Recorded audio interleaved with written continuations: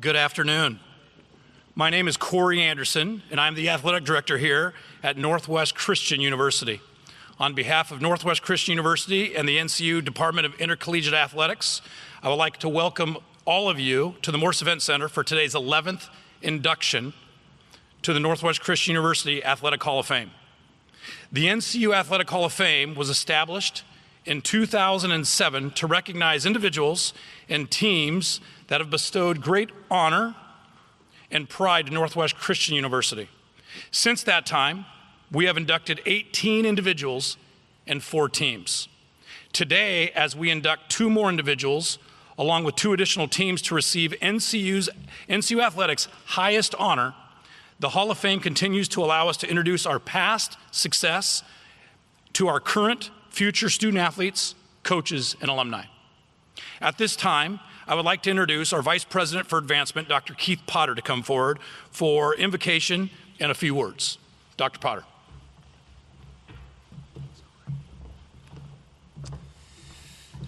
On behalf of Dr. Womack, our president, it's my privilege today to welcome all of you.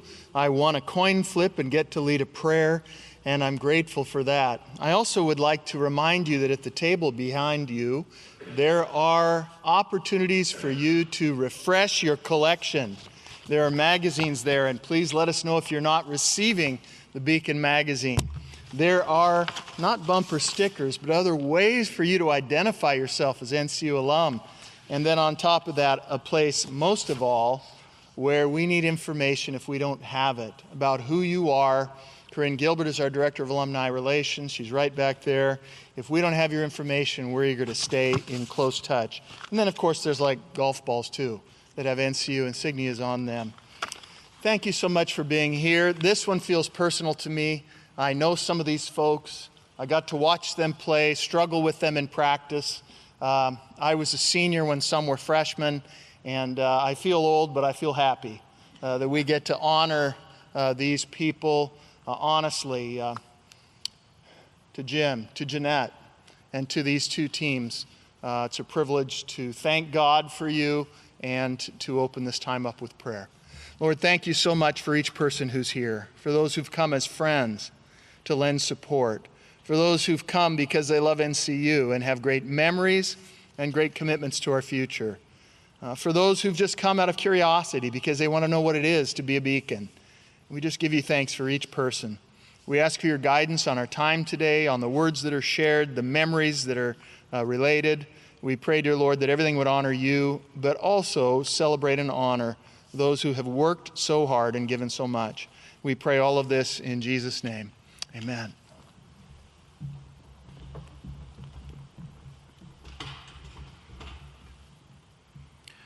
I would like to recognize some special guests in attendance for today's induction. Our current NCU Hall of Fame members. Please stand when your name is read off. Coach Dave Lipp, inducted 2013, and also the head coach from the 83, 84, and 85 Hall of Fame teams.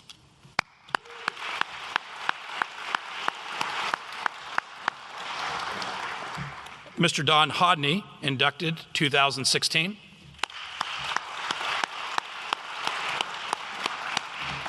And any members of the 1983, 84, 85, or 1989 teams, men's basketball teams that have been inducted.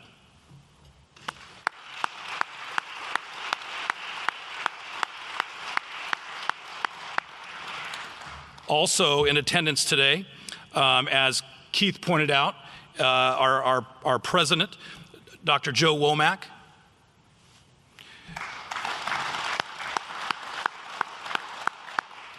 Michael Fuller, our NCU Vice President for Enrollment and Student Development. Corinne Gilbert, our Director of Alumni Relations. And also, I'm doing this because we have a high percentage of basketball people in the room, our current head men's basketball coach, Eddie Alexander.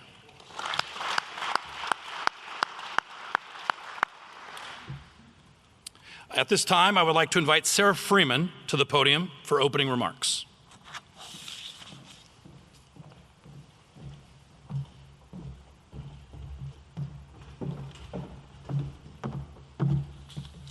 and you can hear me in my shoes all the way up here. It's a privilege to be up here every year after our Hall of Fames. Corey and Nick and myself sit and talk about how much we love these events and reflect on how important it is for us to do this. As a daughter of a self-proclaimed historian, I know the importance of looking to the past. However, in my busyness, I often forget to reflect on the value and impact that it has on what we're doing today.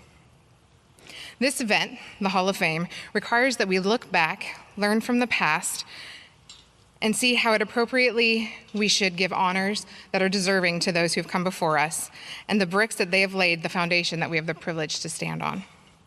Between our advancement office, Corey, Nick, and myself, we spend many hours researching our induction classes. This year, we spent time on the phone, in conversations, at lunches, and Nick in the archives, trying to find as much information on this class as we could. Every time Corey would get off the phone, both Nick and I would run into his office to see what he had learned. And recently, as of 2 days ago, I sat in Corey's office after he got off the phone with one of our former coaches, and we talked about how far our athletic department has come, but how similar the challenges that we face today are to those of 30 years ago. One of my favorite moments from this year as we did research was when we got to take Jeanette McHarness out to lunch. We wanted to learn about her journey in athletics, and as we sat around the room, I looked at everyone at the table, and at one point we all had tears in our eyes.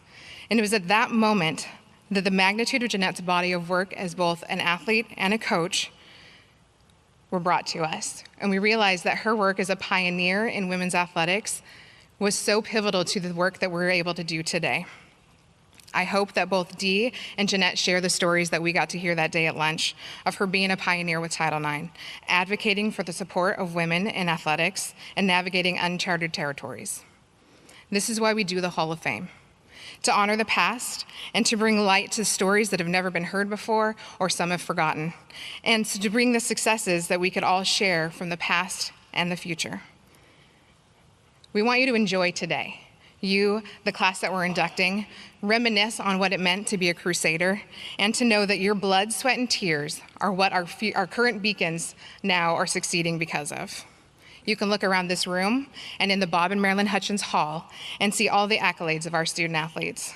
We have national champions, conference champions, academic and All-Americans, and athletic All-Americans, MVPs, most improved, and the list could go on and on.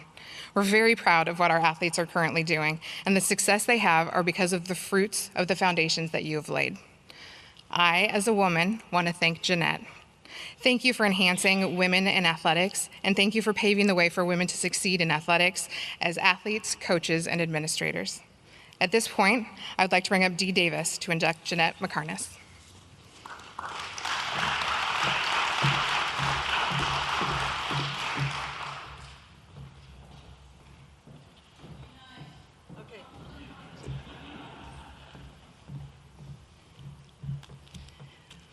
Good afternoon. My name is Dee Davis, but in case you were here when I was in school, my name was Dee McCoy, if that helps, if you don't recognize me. I graduated from Northwest Christian in 1977, and I'm privileged to be here today to introduce a very special lady, Jeanette Schofield McHarness. I have always said that my years in college were some of the greatest years of my life. Those years gave me an education, a bachelor's degree, ministry opportunities, fun experiences, the ability to explore new places, and lots of laughter and tears. It was at NCC that I met my husband. It was also a time of developing great friendships that I will cherish the rest of my life. Jeanette and I met through a mutual friend, Debbie Newton, my sophomore year at Northwest Christian College, as it was called in 1974. We lived in Hamby House, which we're actually, I think we're standing where Hamby, or sitting and standing where Hamby House was at the time, in the part known as Upper Back. And you have to understand, it was record years of enrollment, and there were 21 or 22 of us crammed into this house. And at first, I wasn't too sure about this new freshman.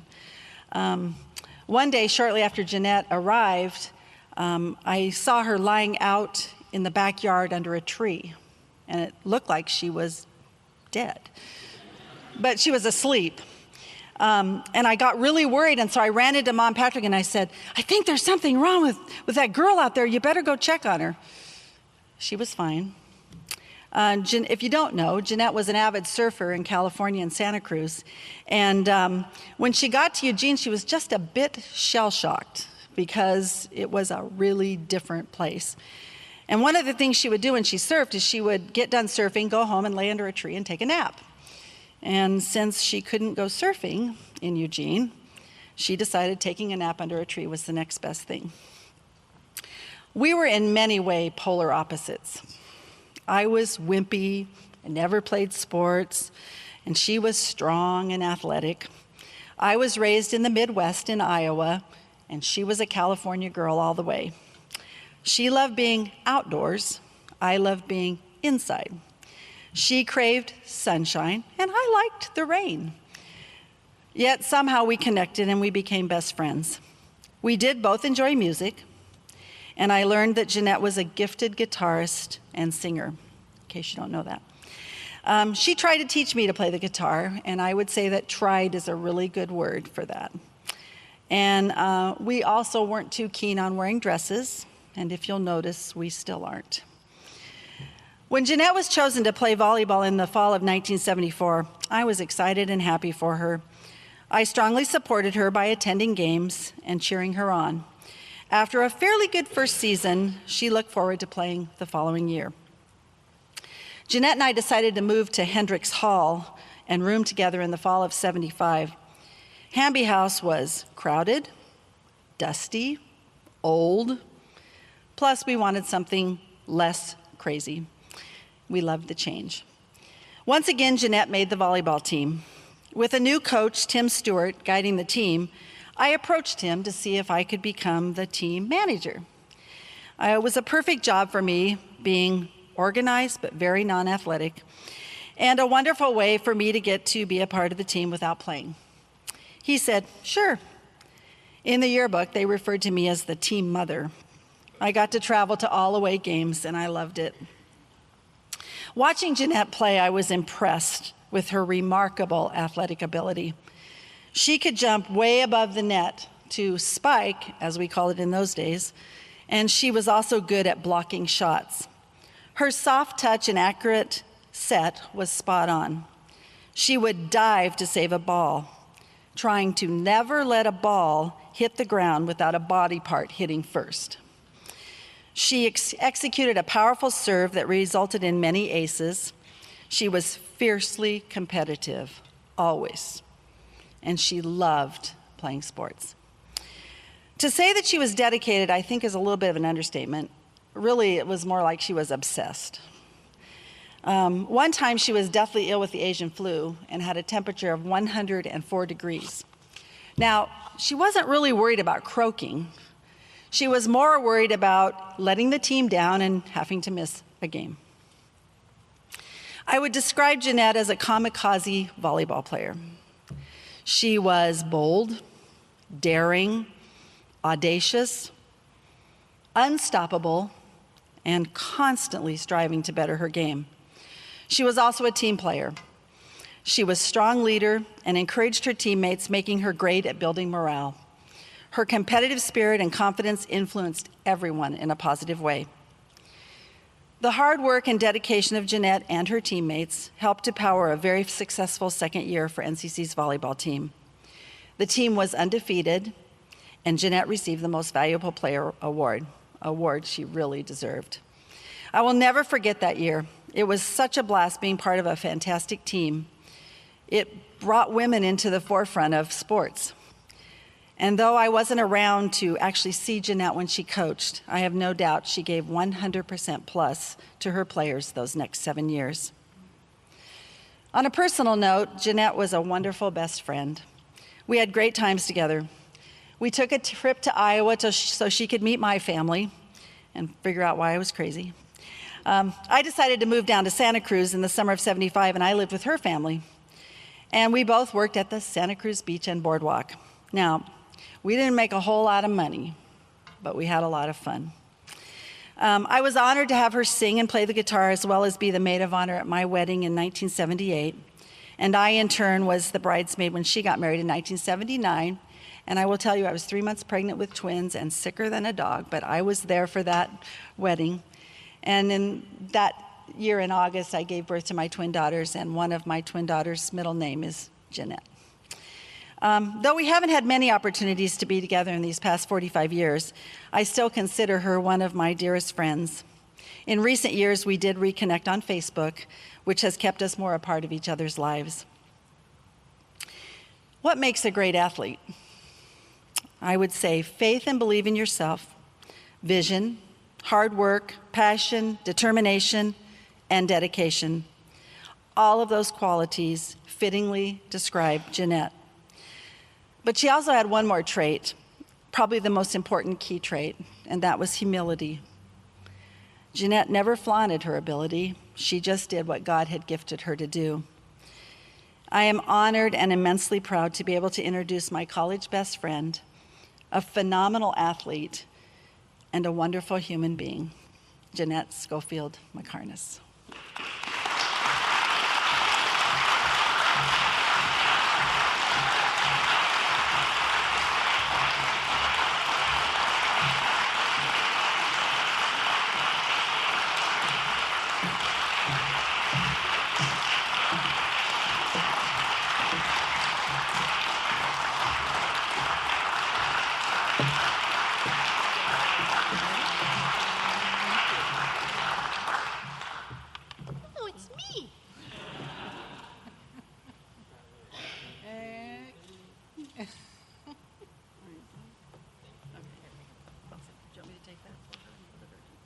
Spelled my name wrong. No, just kidding.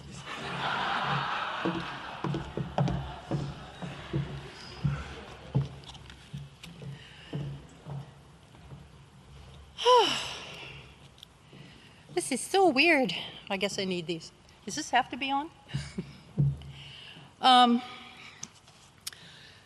Wow, this is way out of my comfort zone here. There are things that you can do when you're nervous to get up in front of a whole group of people. So right now you're all in your underwear, just so you know. There are so many people to thank. I want to thank Denise for that wonderful, wonderful introduction, and for just how I was a scared surfer freshman out of my element, and you were my friend and best friend, and thank you for that introduction, and I appreciate that so much. I wish I didn't need these.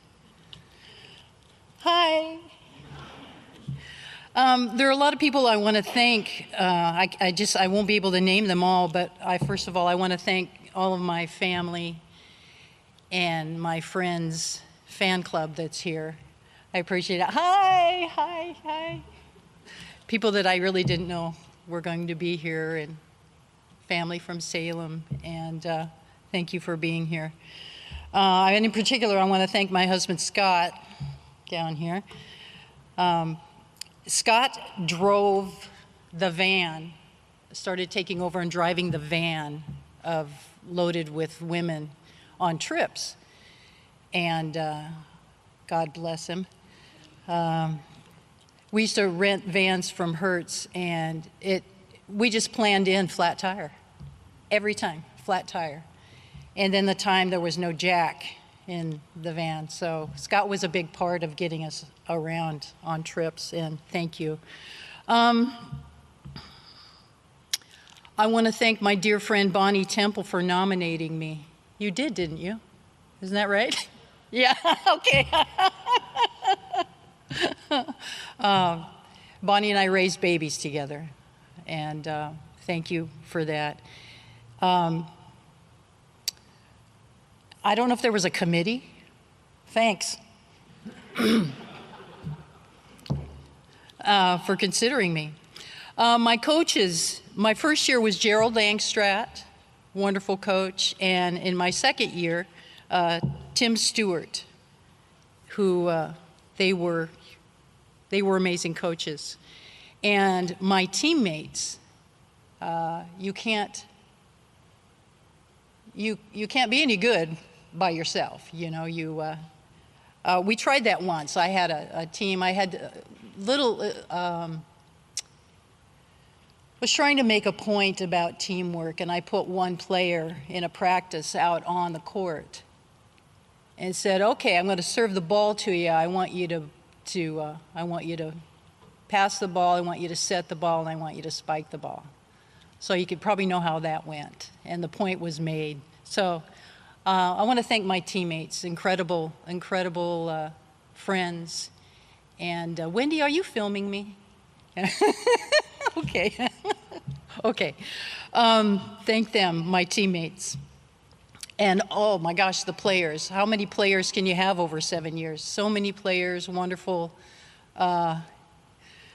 wonderful young women. And I learned so much from them. And for tolerating the rookie coach who really didn't know what she was doing when she got started. And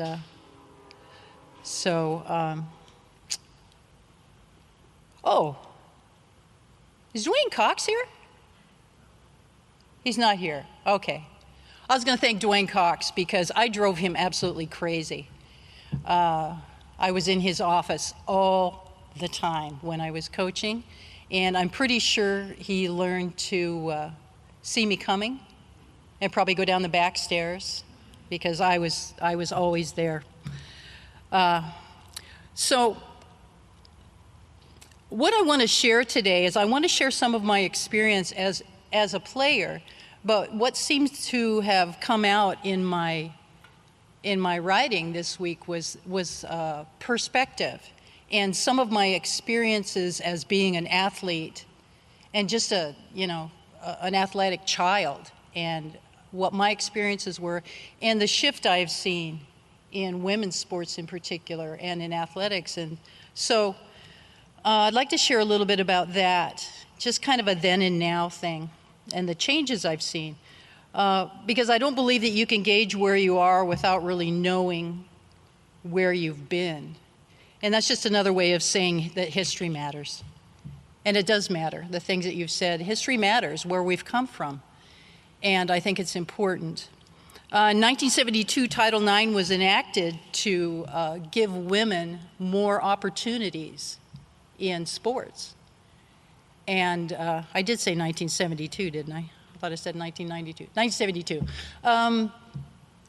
And I thought that sounded really cool, even though I didn't know what it meant. I thought, oh, something cool for women. It was a little bit confusing because for me, growing up as this wild, crazy child that was always doing something athletic, I tended to get mostly negative comments. Tomboy was a slang word, jock, I was told you should have been born a boy, those kind of things. I remember in third grade running out to play kickball. And the 2-yard duty teachers stopped me. And I remember I felt like, I was like this high and they were way up here. And they said, it's not nice for little girls to play with little boys. And obviously I remembered that, but it didn't make much of an impact because I blitzed because I was one of the first ones picked to play, even above the boys. It was like kickball. So things like that. And girls are supposed to be a certain way. Girls, I remember my father saying one time when I was little, I was out in the backyard playing, doing something, and I said, I'm all sweaty. And he said, honey, horses sweat. Little girls glow. I'm glowing right now. And little girls wear dresses, little girls play with dolls, things like that. I played with dolls. Remember G.I. Joes? Yeah, I had dolls, and they weren't these G.I. Joes that my kids played with. They were G.I. Joes. They were action figure G.I. Joes. And I used to play with those for hours and hours. But the thing is they all went home to Barbie at the end of the day, because I had Barbie too. So long day at war, G.I. Joe would go home, and there's Barbie at the door. Here's your slippers and your pipe. So I did. I played with dolls. Remember her little curly feet? Yeah. So I did have struggles to fit the mold when I was younger. I just knew something inside of me. I had to run, I had to swing the bat, I had to kick the ball, I had to surf the wave, even if it wasn't popular. When I came to NCC at the time, in 1974, it was really like a dream. Because for me to come here and play volleyball, maybe it was a college, it was saying, oh, look, we have women's volleyball, and you can come and play here. Maybe I wasn't so abnormal to want to play and be active and be on a team. My freshman year, Gerald Langstrat was the coach, and we didn't have a gym then. I think for about 20 years we were breaking ground on a gym. Some of you know what that means. We're breaking ground. It was hard ground. We practiced at a Presbyterian church not too far from here. And let me tell you about this church. It was a cement floor with linoleum on it. It was the first time I'd ever had shin splints. And if you know what shin splints are, they're very painful. But that's where we practiced. And I was excited. We got to practice. We had a place to practice. My first uniform, I'm not going to be politically correct here. So the first uniform I had was a glorified wife-beater shirt with an iron-on number, and we had these mustard color stretchy pants with this kind of nondescript seam up the front. And the thing is, what I remember was I had a uniform. I had a uniform. I had a number. It was on the back, too. I was grateful. I was on a team at a college. My second year, Tim Stewart was the coach, and we got to get real uniforms that year. And what was exciting for me is that I got to help design them. And they were so awesome. And when we got them, Dwayne Cox looks at him and he goes, "You got the wrong color." I got the wrong color blue, is what I did. So, but they were cool. They're amazing. We had these awesome uniforms, and we went 12-0 that year, and I know it was because of the uniforms. I'm positive. My 2 years as a player, just incredible memories, so much fun. Traveling, just the things that I never thought you could do as a female athlete. And it didn't matter that we loaded into rent a van and had a flat tire. We were traveling, we were playing other schools. It was exciting. We had food money. It's about $3 a meal, but you know, it worked. And the growth for me in so many ways, and spiritual growth, and being able to play the game that I loved, I'm always going to remember that. So when Tim graduated that year, he said, "I'm leaving." And we said, "Who's going to coach the team?" And I can remember when he looked at me and he said, "Why don't you coach the team?" And I thought he was crazy, but I reluctantly agreed because I was going to be coaching some of my teammates. And that's a hard transition to make. And plus, I really didn't know much about coaching. And I had no idea that the impact it would make just on women's sports. I had no idea. I gleaned information everywhere I could on volleyball, and we got to take the team to see the U.S. team play Peru. And I worked really hard at trying to transition to being a coach. And because it doesn't mean, just because you're a good player, it doesn't make you a good coach. It doesn't always translate. I became coach, team trainer, counselor, van driver, director of everything, and coached for 7 years. We didn't have a lot of budget to speak of, And I was always looking for resources for my girls.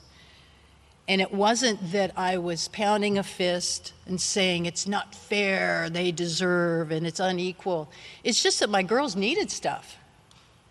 And it was like, we need some shoes, we need this, we need some balls.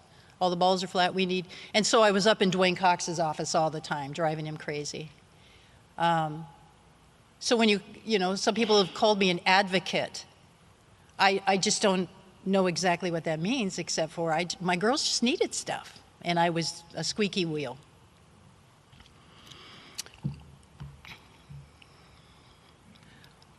I look at today's program. The day they took me out to lunch, and they brought me back and we toured this facility and what's down below. If you haven't been down below, it's really cool down there. This gym, the facilities, are just incredible. And I remember so much of how it was back then. And sometimes the Presbyterian church where we would have practice, we'd all hustle over there to have practice, and we'd come in, and the ladies were having a tea. All these tables were set up and teacups and all these things, and we'd come in our sweaty sweats and go, guess we're not practicing today. So that happened a few times, and we just kind of roll with it. And then we started we kind of pushed our way into the men's basketball program, because they were practicing over it was St. Mary's at the time. You're nodding your head, am I right, Wendy? It was St. Mary's, it's now O'Hara. And I think that was one of those trips up to Dwayne Cox's office where I sat down and said, say, what do you think of this? If we start sharing the gym with you over there. Well, you can probably guess how, well that was received. And although he worked with us and we navigated our practice time, and locker room and things like that. And so we were playing on a real wood floor, real facilities, and that was really great. And we didn't have a trainer. I gleaned every bit of information I could from John Pfeiffer. Remember John Pfeiffer? Yeah. We didn't have trainers, and so I was winging it, and I was trying to deal with athletic injuries and mood swings and all those different things. Our athletic training was in a box that we carried with us, tape and ice packs and things like that. So my knowledge was really lacking. And one of the stories, we went to Canada to play, I think it was called Trinity Western. Thank you, Wendy, you're my gauge today. I appreciate that. Yep. Maybe we're both wrong, I don't know. We went to play Trinity Western, and one of my best setters, Sally Tracer, went to set, and I hear this pop and call a timeout, and she comes running over to me, and she's got one finger kind of going the absolute wrong direction. And as she runs to me like this, with this finger going that way, I reached out and grabbed her fingers and went boink, and they popped right back into place. She screamed a little, but it was all good. And I said, are you done, or do you want to keep trying to play? She said, put some tape on it. So I taped her up. She finished the match. We came home. She had an x-ray. It was broken. It worked. Worked out. She was tough. These girls were tough. So that was the extent of my, I kind of learned as I went along as far as the injuries go. Even after Title IX, there were a lot of challenges. Change takes time, and growth can be slow. There weren't any motels. A lot of times on overnight trips, we threw our sleeping bags down on gym floors and dorm floors. But the girls, they didn't complain. It was like slumber party, They just threw their beds down. Although it was tough one night on one trip when the dorm floor we were sleeping on, somebody did a panty raid or something, and all these people came running through, and but that was all part of the experience back then. It was the same. Oh, sometimes we got to stay in a player's home if a player lived in the area. I remember we stayed a lot of times at the Levere's in Washington, around Seattle, and that was great. But most of the time it was on the floor somewhere. It was the same for many schools at that time. There really weren't the facilities for women, but we made it work. We even had a couple times of, there's nowhere for you to do your pregame, but there's a bathroom right there. Okay, so we haul all the stuff in this bathroom, and we're handing out uniforms. Who needs socks? All that stuff in a bathroom and doing our pregame in there. Nobody whined or cried or anything. We just wanted to play. They just wanted to play. Let's get it done.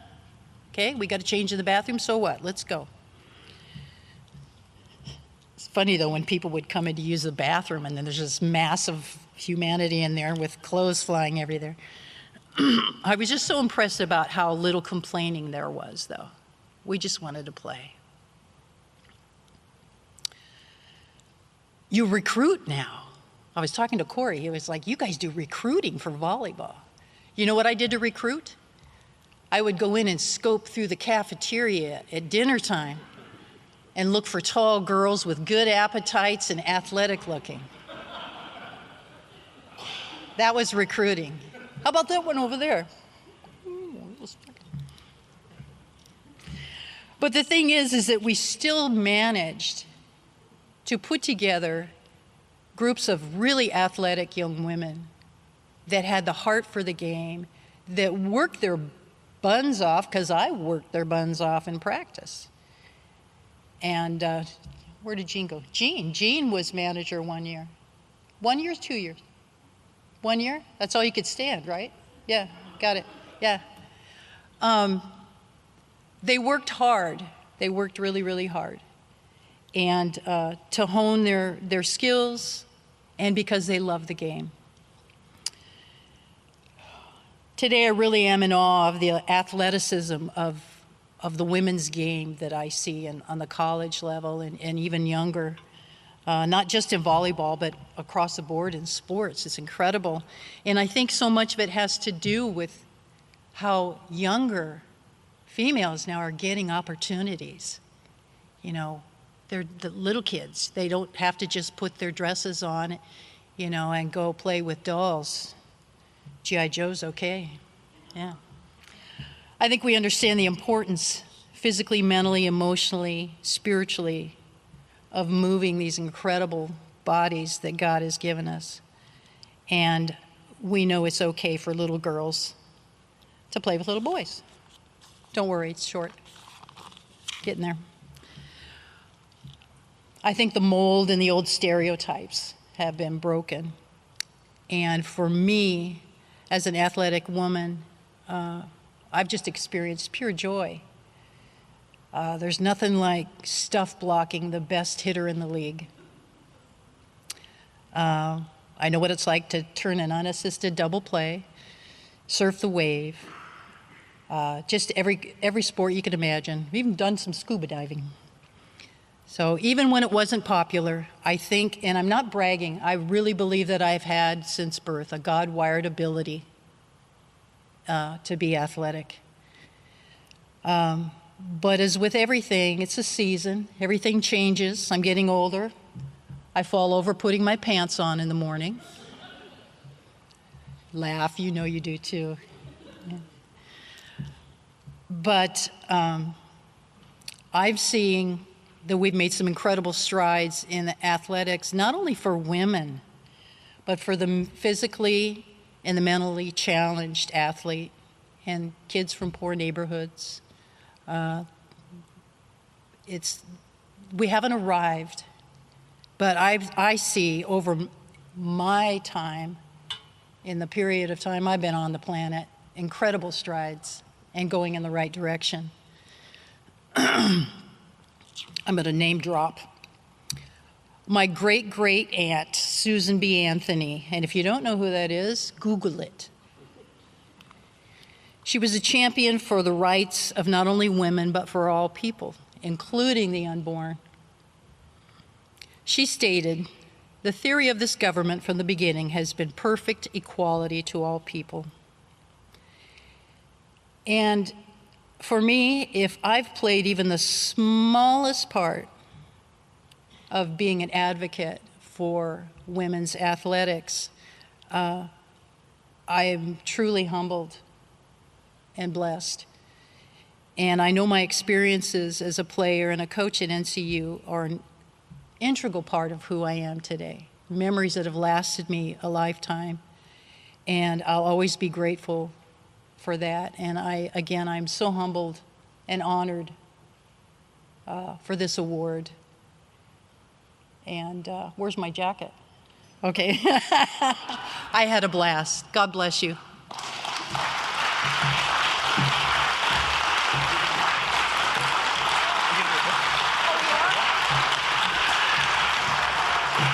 Oh, my Lord.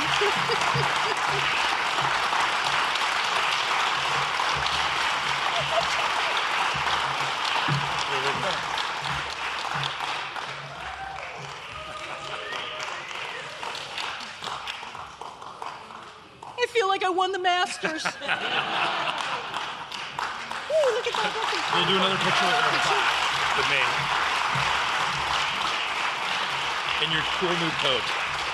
There we go.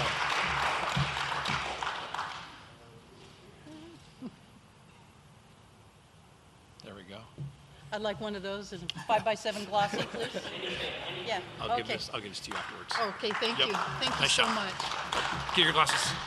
Oh, Or I'm gonna have to wear those along with mine. no, that's good.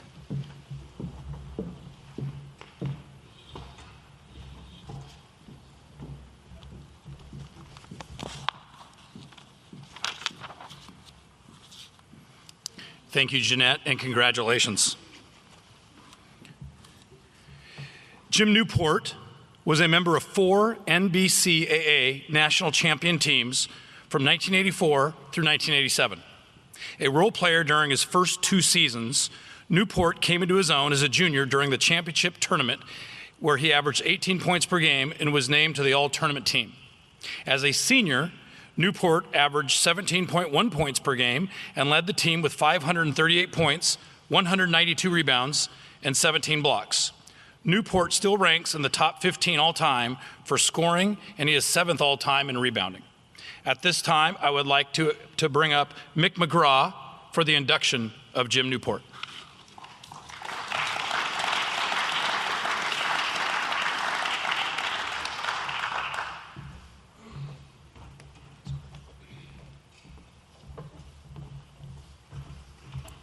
Congratulations, Jeanette. That's great. So, Coach, I guess you were the one that started that back in the 70s about the gym and everything. We never got that gym, but now we have it, and it's great. Yeah, 20 years later. It's great to be here again. Mick McGraw. I played with Jim all 4 years. Some would say 3.5 years, but I played all 4 years with Jim and was lucky enough to play with Keith and Dan and as well when they were seniors. So I'll start with a story. When I was in probably 6th grade is when I first heard of Jim Newport. I had some friends at church that went to school with him, and they said, "You got to see this guy play. He's really good." And so I went and watched a game, and actually, as I'm on my way to the game, I'm like, how good can a kid that plays basketball at the Eugene Christian School be? Kind of being a smart aleck, I guess. I was thinking that to myself, and it turns out when I get to the game, he was pretty darn good. And then I got to high school and was able to play against him as well all those years. And unfortunately, got to play against him and Kelly in high school, and they ended our season. So he was pretty darn good in high school as well. And then as we all got on campus the first week our freshman year, Kelly Bookin, Mike Delplane, Steve Parker, and Jim,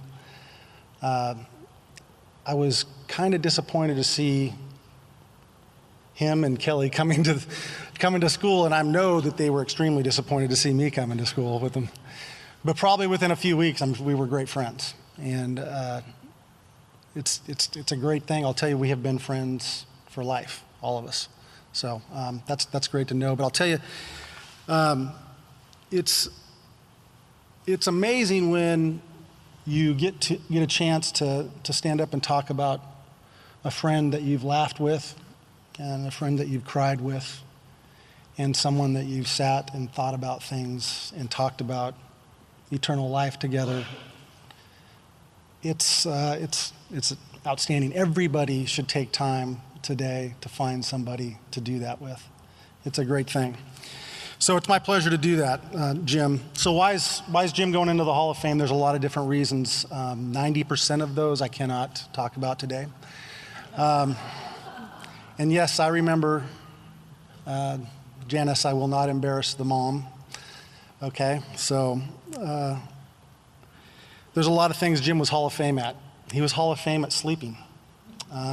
He could get up on a Saturday, have breakfast, and not get up until Sunday night. Clearly was really, really good at that. He was also, and he put this to the test as well, he would always tell me that he had a photogenic memory. He would literally not crack a book his entire time that we were in school, but he was really smart. He could remember everything, and once he saw it, he did know what he was doing. So he was Hall of Fame at that. He was also really, really good and had the knack for making sure that nobody on the team, including the coaches, could take themselves too seriously. He was really, really good at that. We won't talk about how he did that, but it was critical to the team to have someone like that. Jim's personality he's magnetic in that. I'll tell you, I've lived in the same city as Jim. I've lived in Austin, Texas with him and worked with him. I've worked with him in Nashville, Tennessee, where I live now, and everyone, whether it's players on a team or coaches or people that he works with and comes in contact with, they love Jim. He attracts them. There's something special about him, and he knows that he clearly cares about them. So there's some great stuff there. The stuff that you would think about when you think about what did Jim do that was so special when he played basketball, the first thing that comes to mind to everybody is that he jumps out of the gym. Literally jumps out of the gym. And you don't realize how good of a player he is outside of his jumping ability until you play with him. And, in his later years, he didn't jump near as high, but he was still an excellent basketball player. So he could shoot with the best of them. He had a power dribble that if you knew you heard the power dribble and you were anywhere near, his butt was coming very quickly and it was going to knock you out of the way.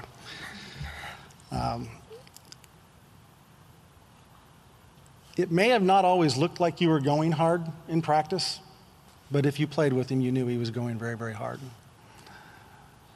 I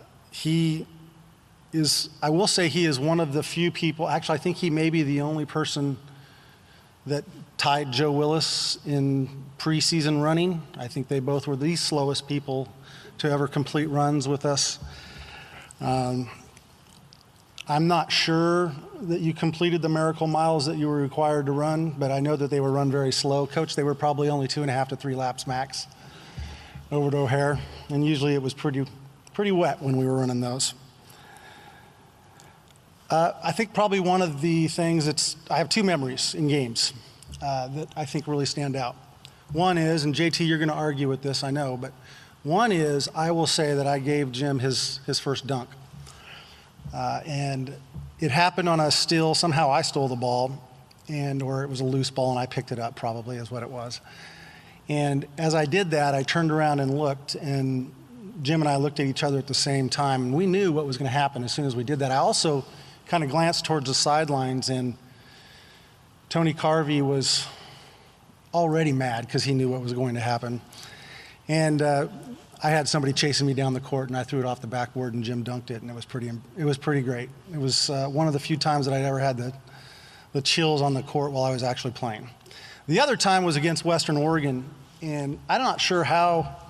There was a loose ball, and somehow Jim he's probably jogging back down court, so he turned around, had the ball, and had a clear path to the basket. At least we thought so. And a guy from Western Oregon that was probably at least 6'8", was chasing him. And Jim went up to dunk the ball, had it up there, ready to dunk it, and that guy came to swat it. And so Jim, being the jumper that he is, decides to put it back down on his hip and let the guy go by him.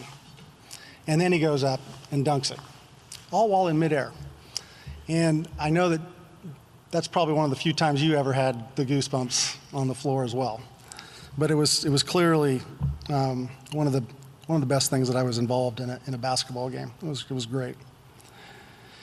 Jim was very unselfish. He would give up the ball. A lot of times he knew he was going to get it back, but he would give up the ball. It wasn't like throwing the ball to John Willis. The ball would come back once in a while. So the black hole, he was not. He's competitive in everything, whether it's ping pong, whether it's who's going to win the game tonight. I know what the score will be better than you. Every single thing he does, he's very competitive, and I love that about him. What are the other stuff there's other things that I admire about Jim. One is that we have the same values. We don't always execute on them, but we do. In my family, we talk about four things. We talk about faith, we talk about family, we talk about friends, and we talk about work ethic. Jim's work ethic is uncanny. I've watched him work for almost 20 years, I guess. It's been over 20 years. And his ability to outwork his peers is incredible. He works hard. And that is something that I know that Lummy and Janice appreciate.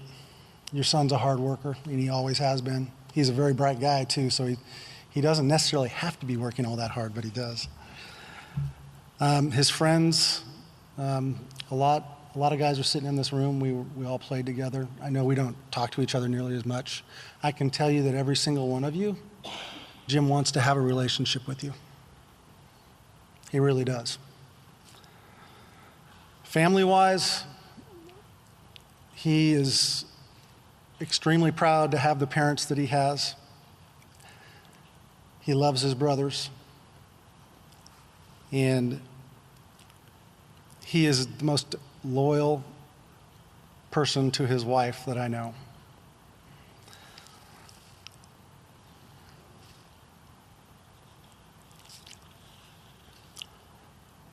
The other thing that I love about him is his love for God. Now, Jim and I, we roomed together, I think our junior year here. And we spent plenty of time goofing off and doing a lot of things we probably shouldn't have been doing, but we also spent time talking about God and our relationship with God and what we felt like we needed to be doing. I'm not quite sure we all learned about grace yet.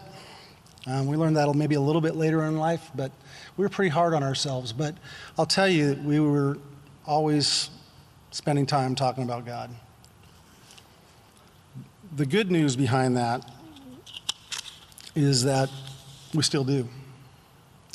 I sent an email out to a few friends of mine a couple of months ago, and I thought I'd get positive responses from everybody, but Jim and I ended up talking on the phone about it for quite a while.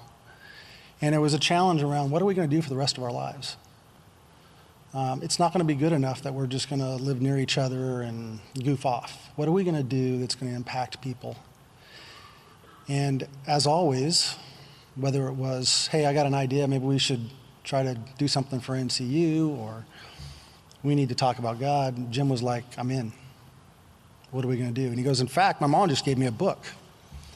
And if you haven't read the book before, it's called The One Thing You Can't Do in Heaven. I immediately ordered that book and read it. And it's a great book. And it's the author is Mark Cahill. He played with Charles Barkley. And he spends his entire life looking for people every day, all day long, that he could witness to. The good news is, and I've read that book, I loved it. The guy's, he's intense. I don't know if I can do what he did, but I will tell you this. The one thing that Jim and I talked about around that is we have a really good friend that doesn't know the Lord, and we have witnessed to him a little bit. But they are both coming out to my house in June, and Jim and our other friend. And Jim and I are going to witness to him because we want to see him in heaven. There's a lot of great things about this guy. He plays basketball great. His integrity is top notch. But the best thing about him is he's my brother in Christ. So please help me congratulate Jim for joining the Hall of Fame.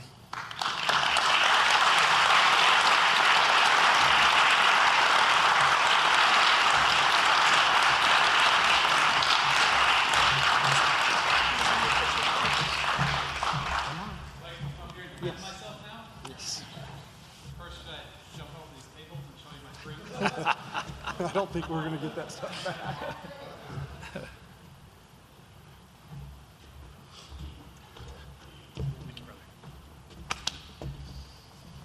Congratulations. We're going to do a picture really quick.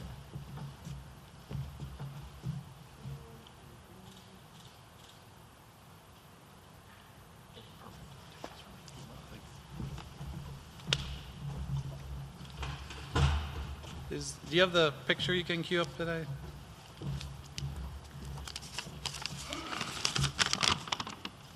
Thanks, Mick. So this is a photo from back in, I think, 1983, 84.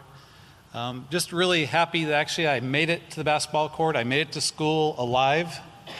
Back in those days, we had this great tradition that we'd start out the season after we'd had some practices, and we'd go to the coast and we'd fellowship and have a retreat together. I think Coach Lipp might have started this tradition. I'm not really sure. Is that your tradition that you started? You don't remember anything? So the tradition was, as a freshman, you're going to get initiated on the rock. And we're not talking about the movie with Nicolas Cage and Sean Connery. They would actually put you out on a rock at the ocean with your back facing the ocean, but they would tie a rope around your waist so it was safe. And they would make sure you wore jeans so you wouldn't get torn up so it was safe. Yeah, I don't think NCC had a legal department back then that was keeping track of what Coach Lipp was up to, because I'm not sure it was the greatest idea. So anyways, they had this order, and apparently the order was that if you were the best freshman kid, taking care of the upperclassmen like Dan, carrying their bags, whatever, that you were in good shape for the rock. And somehow they got mixed up in the whole thing, and they actually made me go last when the tide was fully coming in. So I'm not sure quite how that happened, because I'm pretty sure I was the best to the senior guys and was taking care of them the best because I was a really good guy like that. So, but anyways, yeah, it was a blast. Like I said, we were completely underneath the water. I'm not sure it was the safest thing, but that was a great way to kick off the season with our brothers and get to know each other better. And I do have to defend myself because I'm sure I was probably finishing first on all those long distance runs that we did at the coast, because that was what I was good at. So, no, actually, I got a phone call from Keith Potter. I think it was in October. And he told me two of the teams I played on were going to be in the Hall of Fame. And it was my junior year and senior year. And I was like, that's awesome. Those are great teams. There were two more teams I won championships with. And so that was pretty cool. And I got off the call, and I was sitting in the airport in Austin. I was like, did he say something about me going to the Hall of Fame? I was like, no, I must not have heard that right. But I started sitting there thinking about it. I was like, I think he said that I'm going to the Hall of Fame as an individual. And I started thinking about, why would that happen? And so again, to refute some of the same things that Mick said, I started thinking about things I was really well known for at NCU as a basketball player or as a person. And the first thing that came to me actually was conditioning. I was the leader of conditioning, I'm pretty sure. I was a great long distance runner. I loved to lead the pack when it came to conditioning. So I'm pretty sure that's one of the reasons that maybe they would induct me in the Hall of Fame. I was thinking more, I was like, what else was I really known for that was really good? I was thinking, my left hand. I was a right-handed player, but man, did I have a good left hand. Whenever we did drills in practice and they had somebody to lead and show how to use your left hand, I was always leading the way. Had a great left hand. I hear some of these guys laughing. I don't know what they're laughing for. And then the last one I was thinking, I was like, you know what? I was the most serious guy on the team. I was always the first one to follow directions. I always took the lead of what coach said. As a matter of fact, he always said, when you're near the basket, always use the backboard. And And I took that to fruition. I started shooting my free throws off the backboard. Coach loved it. Or did he? I'm not sure. Anyways, yeah, it's a great honor to be up here. Really, this is all about the teams that I played on. I was very fortunate enough to play with 4 teams of very special guys, great players, won 4 national championships with those guys. I know 2 of those teams are going to be inducted today, and I'm very proud to be up here with those guys. Yeah, so I know I'm not going to have a big, long speech like Jeanette did, so this is not the easiest for me. As you can see, I'm nervous, but I'd like to definitely thank some people. Coach Lip, he saw a 6-foot, 165-pound power forward in high school and took a chance on him. I still remember this day when he came to my house, and I was like, clearly this guy's never seen me play. He was talking about me playing 2-guard possibly in college. I was like, I've been playing power forward for the last couple of years. I'm not quite sure where my 2-guard skills are, but maybe he sees something. I also kept hearing him talking about this guy, Jimmy. I was like, this guy doesn't even know who I am. I was Jimmy in 3rd grade. Who's this Jimmy Newport guy? But anyways, thanks, Coach, for the opportunity. It was a great opportunity to come here to NCU. Never thought I'd play basketball outside of high school. Played with Kelly Bookin in high school. We had a scrappy team of a bunch of little guys that somehow made our way to state tournament, got to play 4 games actually in state, made it to the consolation final. After that last game, which we lost, I believe, by 2 points, was very disappointing, but I thought that was the end of my career. I didn't think there was a whole lot of people who are going to come looking for a 6-foot, 165-pound power forward to play college basketball. So it was a great opportunity to come here. Some people I obviously want to thank is Mom and Dad. I think a lot of you guys know Lummy. Lummy's my dad. He's got this great name from Oklahoma. He spent a ton of time supporting me, went on a lot of our trips, helped drive our bus even. How many times did you drive the bus for us? He's always there for us. And my mom, they're always my biggest supporters. I don't think they ever missed a game, or very few. So, the university was obviously a great opportunity to come here. I didn't get my degree. Back then, there weren't a lot of different degree opportunities for us. Ended up getting my degree from U of O, but still, the 4 years I spent here, I learned a ton. It was a great opportunity to be a part of NCC. Another great part about coming here is I met Jody, my wife. It'll be our 25-year anniversary this year. So, here you are. I saw some of my family over there, some of them there. So, yes, great opportunity to meet her through Mick McGraw. Actually, helped me get introduced to her, and it's been a great marriage with her. You know, my family that made the time to come here. My second family, my second mom, and all of her family are here. Thank you. My little brother John and his family, thanks for showing up today. Those of you that have been around back then, my little brother John and his twin brother Jason were about 8 years old when I started at NCU. So they would be the halftime entertainment at games playing one-on-one. 2 little 8-year-olds out there going at it. So that was good to see those guys, and great for him to be here with his family as well. And then the teammates, as Mick said, we've been lifelong friends. A lot of these guys, I see some of them on a regular basis. Some of them I don't see, but every 5 to 10 years. The guys like John Gillis, we run into each other, and it's like we never miss a beat. It's like we spent so much time together as teammates. We got to be the best of friends, and even today I still call those guys my brothers and friends. So great opportunity to see you guys again today. Some of you that I haven't seen in a long time, but you know, that was the best thing about coming here is all of my lifelong friends. The opportunity to play on a team is a great thing. I mean, you spend so much time with these guys. You're at practice every day. You're on long bus rides. You're in the dorms. You're studying. Spend so much time. It gives you really an opportunity to bond with guys and build those lifelong relationships. So I think that's all I have to say. It was, again, a great opportunity to be inducted with these teams that are going to be coming up here. Great guys to play with. That's really what it's about, is the teams that I played on that won national championships. It wasn't because of me. It was because of the team that we had. And again, this is a great honor, and thank you to the university. Congratulations. By the way, nice shoes.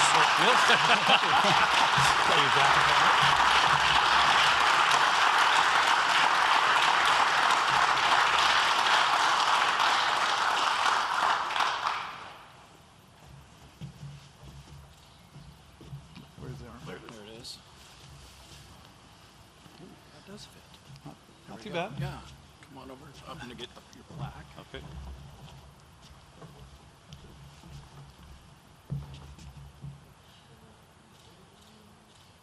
I'll stay here. There's more behind him. Get him. Oh, and your wife. Hi, Jody. Don't want to get in trouble. I'm going to take this. Okay. All right. Thank you. Appreciate it.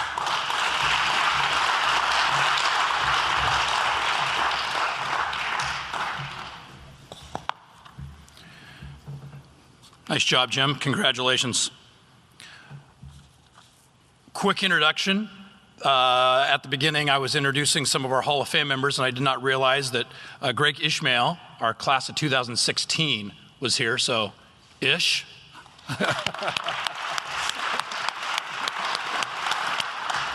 And also, I wanted to make sure I thanked Nick Askew, our Assistant Athletic Director for Communication, along with our Associate Athletic Director, Sarah Freeman.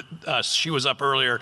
The amount of work and time and them keeping me focused with this is quite an endeavor. And so I just want to thank those two publicly. So thank you too.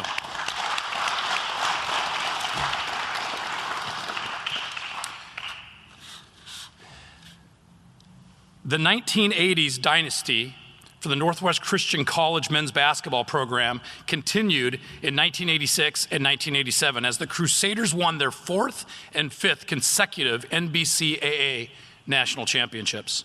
The 1986 team started the season 14-1 and went on to finish 24-7. The regular season included a 68-59 victory on the road at Oregon Tech, which would stand as the only NCC victory in Klamath Falls until 30 years later. Think about that one. The team rolled through the Southwestern College, that was in Texas, in the quarterfinals, and Pillsbury College, they were from Minnesota, in the semifinals before defeating North Central Bible College in Minnesota 80-67 for that championship. The 1987 team had its share of adversity during a 13-16 regular season, but emerged when it counted as at the national tournament in Minneapolis, Minnesota. The Beacons defeated Nebraska Christian in Pillsbury to advance to the championship, where they then defeated Simpson College out of California 66-59. At this time, I would like to invite team members and coaches from the 1986 and 1987 men's basketball team to the stage to receive your 2019 Hall of Fame plaques, along with the opportunity for a few short words. As I read your name, please come forward. Mike Delaplane. We can clap whether they're here or not. This is from the 1986 team, Mike Delaplane. John O'Haver. Mike Parnham. John Willis. And assistant coach Tony Carvey. And head coach Don Kennedy. Yep. And then from both the 1986 and 1987 teams, Holly Darden, John Gillis, Greg Gittens, Jeff Knox, Mick McGraw, Greg Olson, Carl Swan.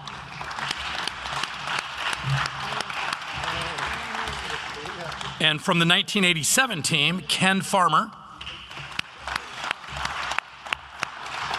Marty Lands, Bruce Thompson, Brian Trendle, assistant coach Kent Landerholm, and head coach Paul Halupa.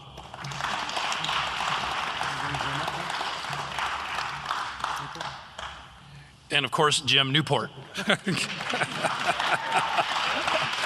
reading what was on my list.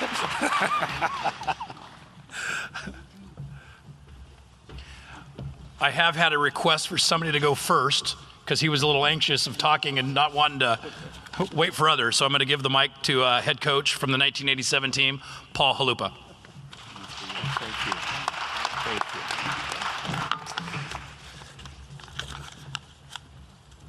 It's been a thrill to be here again after all these years.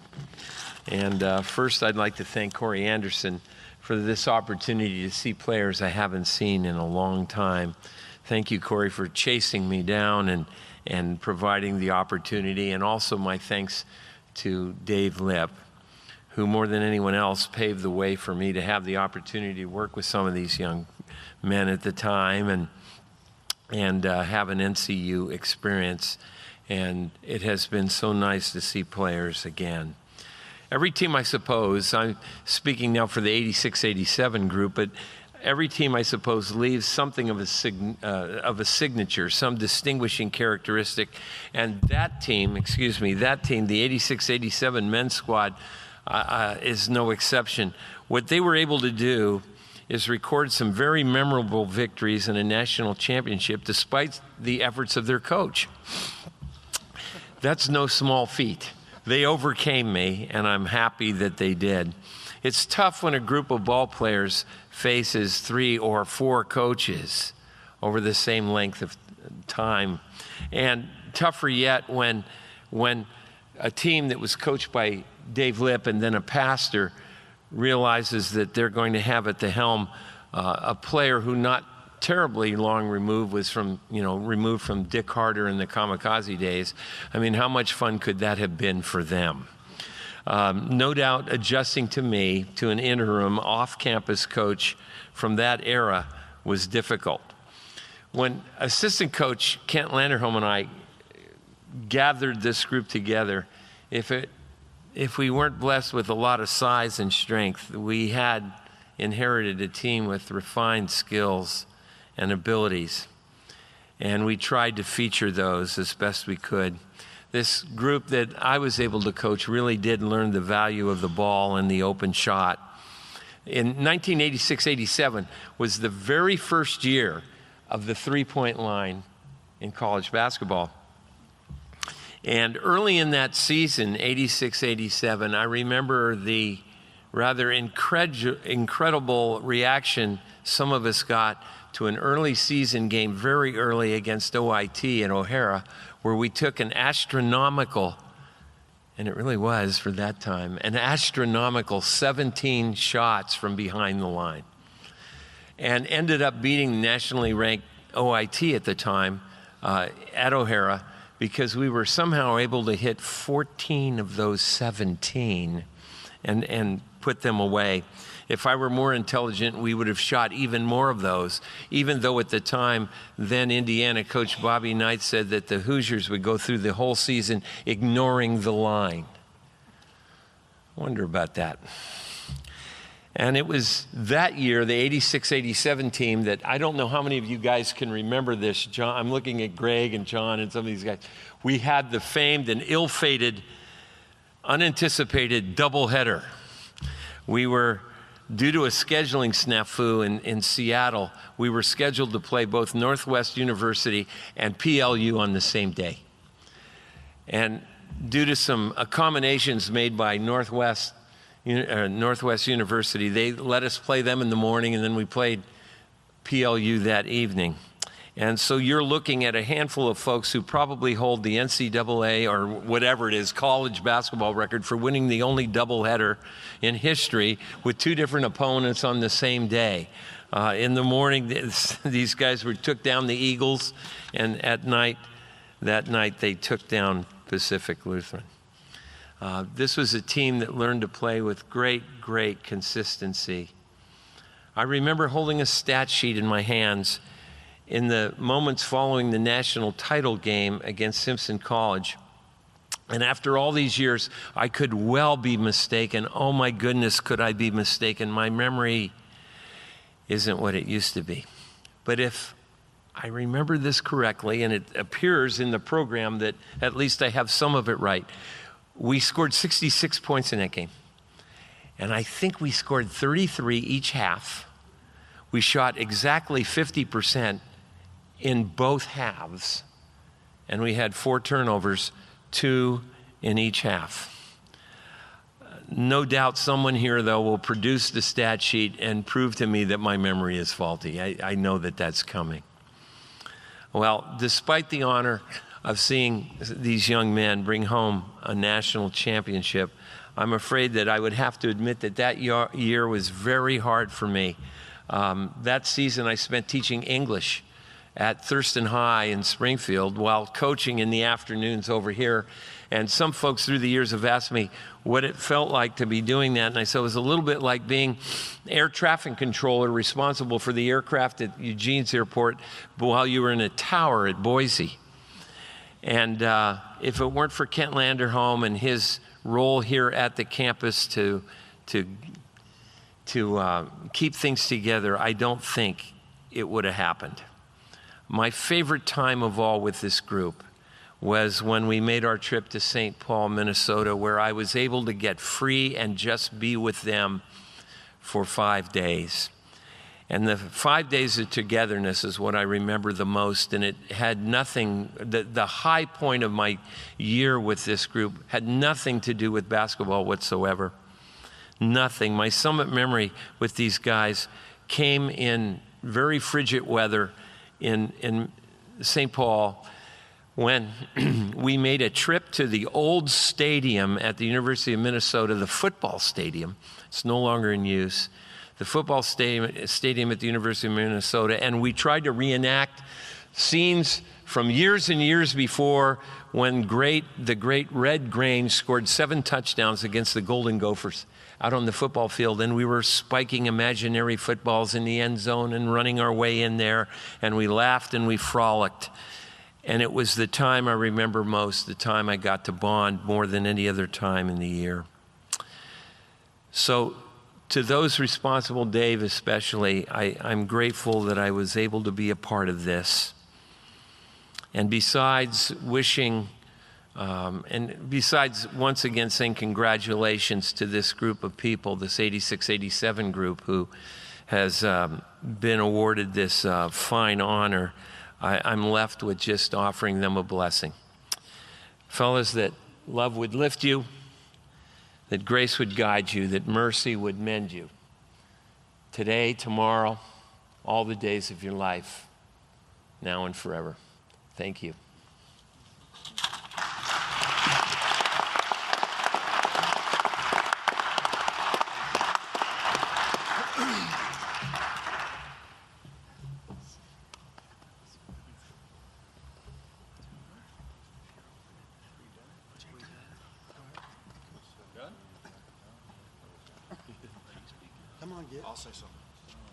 I'll say something. I got a story about Newport. Okay. Oh, no. Just it's a good one. So this was my favorite story about Newport was so it must have been his senior year because it was Halupa's play, and I'm not sure the name of it. I think it may have been Whitney.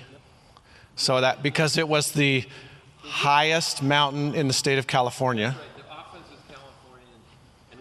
Whitney was the play. So the setup was I was playing the 5, so I would go to the free throw line, and the guards were out. I'd get the ball. The guards would split off of me, and at the same time that was happening, both forwards would go up to the wings. Guards would split. Wings would get a back pick, or the forwards would get a back pick at the wing and go to the hoop. Well, the play was to lob the ball to Newport for a dunk. So, and I hadn't played a lot my freshman year.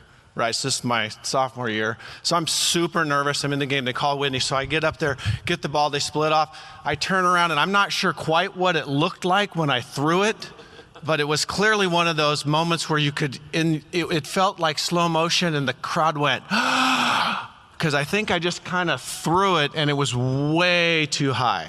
I mean, there was no part, because the point was for Newport off the back pitch to get the ball and dunk it. But it was such a bad throw, I was even about ready to throw up as the ball was in motion. So you can imagine what happens. All of a sudden, I see this head pop up above the rim, looks around, grabs the ball. It must have been 18 inches or 2 feet above the rim, grabs it, smiles, looks around, and just dunks it. So that was my Jim Newport story. I carry it with me this day. Thank you. Real quickly, and I don't know why, but Swanee would always complain that play was not called for him. But I know. It wasn't. I don't understand that. Just a couple of things really quickly. Coach, thanks for everything. Freshman and sophomore year, you mean the world to us. You really do. And I love getting a devotion from you every single day. I look forward to it. So thank you. Coach Kennedy, you talked about Proverbs a lot with us because you wanted to scare us. As boys that probably weren't behaving the way they should have, thank you for doing that. Coach Lupa, thank you so much for going through a crazy year for yourself and for all of us. It was not a normal year, but I appreciate all the basketball knowledge you imparted because I used a lot of it when I had the few years that I did when I coached. Did a good job. And this is a great group of guys. I love each and every one of them. I don't see them very often, but we pick up in mid-sentence when we see each other, and that's what's great.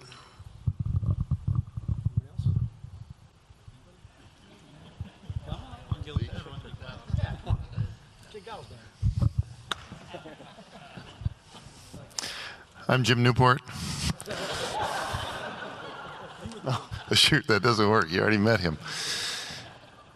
I'm John Gillis. I think about basketball and all the stuff, and they're talking about the stories. Some of them I remember, some of them I don't. I can't even remember what I had for breakfast this morning. So things kind of get but some of them are actually true. These stories, if you believe that, they are true. They get kind of magnified. The older you get, the better the stories are. Isn't that true?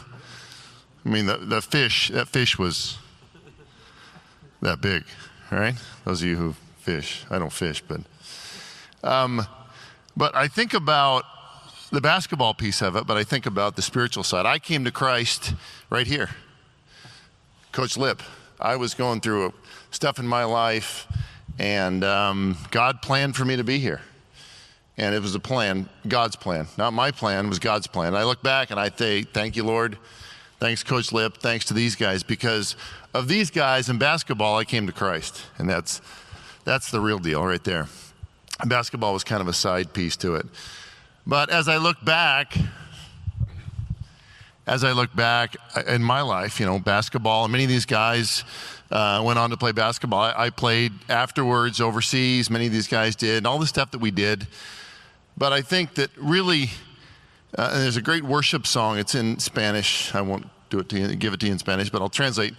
I've done many things, but very few for God. And I think that maybe that's the challenge that I would leave you with is we do many things in life and we strive, and those are good things.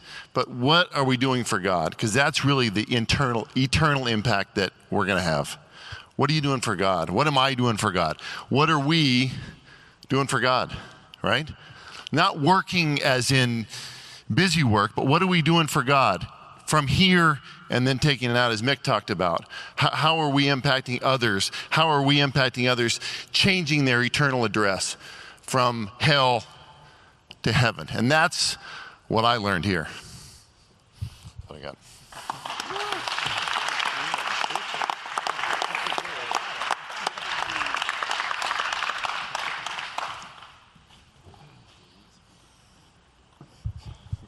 We do have a floor mic if there's anyone in the crowd. Coach, few words. Coach, few words. He's not moving. But if there's anybody, somebody's a mom and dad that has memories that wants to talk about these guys, like I say, we've got a floor mic if we want to participate.